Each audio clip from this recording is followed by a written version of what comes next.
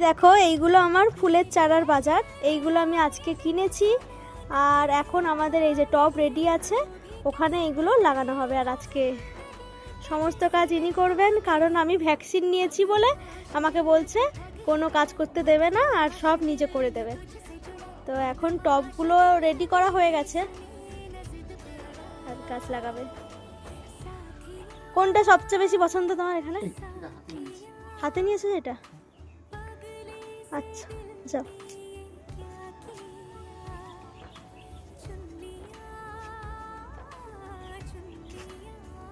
রোপণ শুরু হয়ে গেছে।